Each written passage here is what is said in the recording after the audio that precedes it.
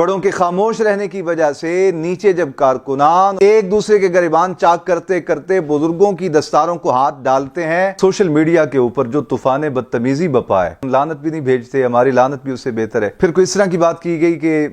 کوئی مصروف عورت نامناسب، الامان الحفیظ، بڑے اپنے بڑے ہونے کا فرض منصبی بھی ادا کریں گے، سارے نہ بھی ہوں تو چند ایک ہی سر جوڑ کے بیٹھ جائیں اور وہ کوئی ایسا میثاق اہل سنت قائم کر دیں۔ آج کوئی کسی کے اختیار میں نہیں۔ کل لاہور کے ہی ایک بہت بڑے مدرسے کے متعلق مجھے کسی ساتھی نے بتایا کہ استاد اور موقف بیان کر رہے ہیں اور ان کی کلاس میں پڑھنے والے انہی کو گالیاں دے رہے تھے۔ حافظ سعد حسین رضوی، ڈاکٹر اشرف آصف جلالی، سید مظہر سعید کاظمی، مفتی منیب الرحمان صاحب، سید حسین الدین شاہ صاحب، سید مظفر حسین شاہ صاحب، مفتی اکمل صاحب کو بٹھایا جائے، علامہ عبدالستار سعیدی صاحب، مفتی عبدالعلیم سیالوی صاحب، صوفی شوکت علی قادری صاحب، محترم شاداب رضا قادری صاحب، ثروت اجاز قادری صاحب۔ میں اپنے سر کے بل چل کے ان تمام بزرگوں کی خدمت میں جانے کو تیار ہوں۔ کم از کم اگر اتحاد نہیں بھی تو احترام ضرور ہو جائے۔ اہل سنت میں باہمی احترام اور محبت کے لیے ہمیں ان جماعتوں سے، تنظیموں سے کوئی ذاتی مفاد نہیں۔ بسم اللہ الرحمن الرحیم۔ اہل سنت و جماعت کے اس ہنستے بستے گلشن کو کسی کی نظر لگ گئی یا پھر اپنے ہی کیے گئے اعمال پر اللہ کی طرف سے سزا کے طور پہ کچھ چیزیں ظاہر ہو رہی ہیں، جنہیں دیکھنے کے بعد ایک سنجیدہ فکر، درد دل رکھنے والا صاحب ایمان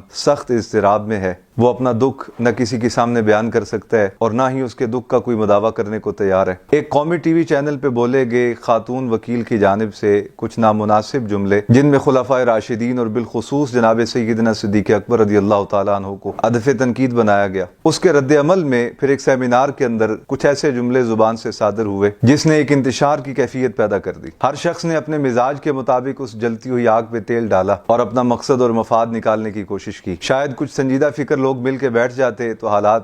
اسی وقت سنبھل جاتے، لیکن بدقسمتی کہ ایسا نہ ہو سکا۔ اپنے اپنے طور پہ ہر کوئی علمی زور آزمانے کی کوشش میں رہا، نتیجتاً اہل سنت و جماعت دو حصوں میں تقسیم ہو گئے۔ وہ پھٹ جو پڑا آج تک دوبارہ سیا نہ جا سکا۔ خیر، وقت کی یہ خوبی ہے کہ وقت بڑے بڑے واقعات کو بھلا دیتا ہے۔ وقت گزر گیا، اب 5-6 سال کے بعد بھاولپور سے تعلق رکھنے والے ایک صاحب کی واٹس ایپ چیٹ لیک ہو گئی، جس میں وہ محترم ڈاکٹر اشرف آصف جلالی صاحب کے متعلق انتہائی سخت جملے بولے انہوں نے۔ یقیناً وہ جملے نامناسب تھے، عمر کے لحاظ سے بھی، علم کے لحاظ سے بھی۔ اختلاف رائے کا مطلب یہ نہیں ہوتا کہ انسان دوسرے کی تذلیل کرنے لگ جائے۔ اختلاف رائے ہے آپ کو ان کی شخصیت پسند نہیں، آپ نہ کلام کریں ان کے بارے میں۔ گویا اس کے بعد ایک ایسا طوفان کھڑا ہوا کہ جو ابھی تک تھمنے کا نام نہیں لے رہا۔ اسی اثناء میں لاہور سے تعلق رکھنے والے ایک فاضل دوست، ان کا ویڈیو بیان وائرل ہوا۔ ویسے تو جو وہ الفاظ بول رہے ہیں ان کی کوئی نہ کوئی تعویل کی جا سکتی ہے، لیکن جس پیرائے میں وہ کہہ رہے ہیں یا جس طرف وہ الفاظ منسوب ہوتے دکھائی دیتے ہیں، محسوس ہوتے ہیں، اس جہت میں یہ شدید نامناسب تھے۔ اختلاف رائے سب کا حق ہے، لیکن ایسے جملے کہہ دینا جو حد تک عزت تک پہنچ جائیں، یہ سخت نامناسب ہے،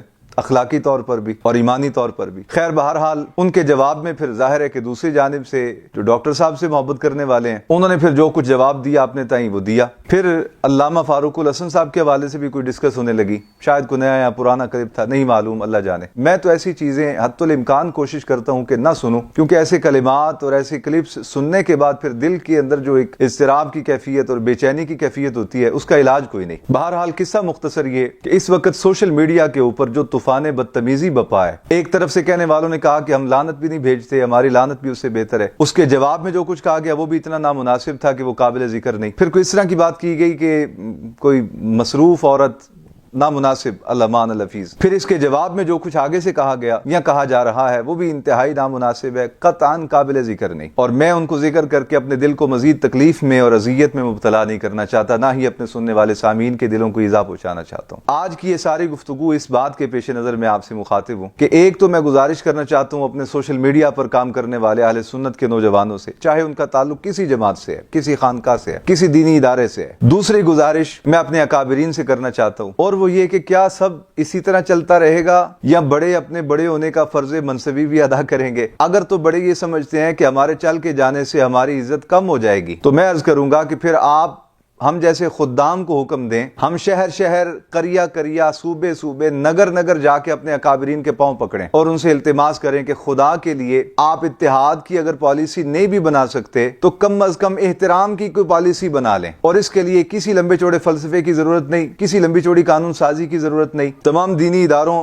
تحریکوں اور تنظیموں اور خانقاہوں کے بڑے سارے نہ بھی ہوں تو چند ایک ہی سر جوڑ کے بیٹھ جائیں اور وہ کوئی ایسا میثاق اہل سنت قائم کر دیں کہ جس سے کم از کم یہ یہ اصول ہی مرتب ہو جائیں کہ اگر کسی کو کسی سے کوئی اختلاف ہو تو وہ سوشل میڈیا پہ چڑھانے سے پہلے اس بورڈ کے سامنے اپنے آپ کو پیش کر لے، اپنے تحفظات، اعتراضات، اپنے گلے شکوے اس بورڈ کے سامنے پیش کرے، اور وہ بورڈ یا شورا یا سپریم کونسل اہل سنت و جماعت کی جو بھی بنے، وہ اس معاملے کو حتی الامکان حل کرنے کی طرف جائے، نہ کہ اس طرح بے لگام چھوڑ دیا جائے۔ اور ہر بچے کے پاس موبائل ہے، آج کوئی کسی کے اختیار میں نہیں۔ مدرسے میں پڑھانے والے استاد کا موقف اور ہوتا ہے، شاگردوں کا موقف اور ہوتا ہے۔ کل لاہور کے ہی ایک بہت بڑے مدرسے کے متعلق مجھے کسی ساتھی نے بتایا کہ استاد اور موقف بیان کر رہے ہیں اور ان کی کلاس میں پڑھنے والے انہی کو گالیاں دے رہے تھے کہ معاذ اللہ ہمارے استاد جو ہیں وہ بے دین ہو گئے ہیں۔ انہی کے پاس، انہی کی کلاس میں پڑھنے والے، انہی کے شاگرد اپنے ہی استاد کو کہہ رہے ہیں کہ یہ بے دین ہو گیا ہے۔ تو پھر آپ پڑھ کیوں رہے ہیں؟ جی سند لینی ہے اس لیے پڑھ رہے ہیں۔ تو میرے عزیزان گرامی، یہ دور نہیں ہے جو کوئی کسی کے اختیار میں ہو، سو کم از کم اگر اتحاد کی پالیسی نہیں بنا سکتے تو ہمارے اکابرین خدا را سر جوڑ کے بیٹھیں اور احترام کی کوئی پالیسی وضع کر دیں۔ بالخصوص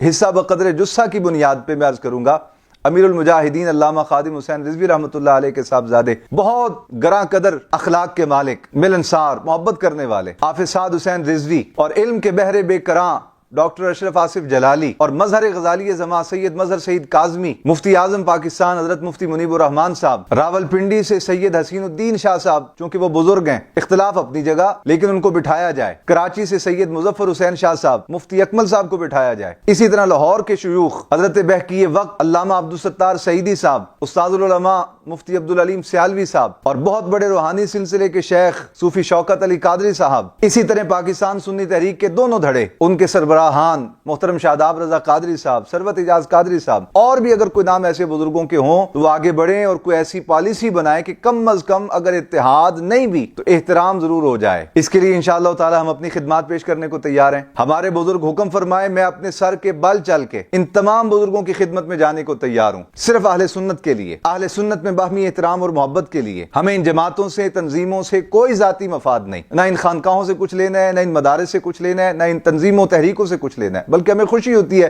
جب یہ خانقاہیں، یہ مدارس، یہ تنظیمیں تحریک ترقی کرتی ہیں، مثبت کام ان کا آگے بڑھتا ہے، ہمیں خوشی ہوتی ہے۔ لیکن جب یہ انتشار کا شکار ہوتی ہیں اور پھر بڑوں کے خاموش رہنے کی وجہ سے نیچے جب کارکنان اور ورکر ایک دوسرے کے گریبان چاک کرتے کرتے بزرگوں کی دستاروں کو ہاتھ ڈالتے ہیں، تو پھر گویا دل کی کیفیت یہ ہوتی ہے کہ ہم ایک ایسے کمرے میں قید ہیں جس میں آکسیجن نہیں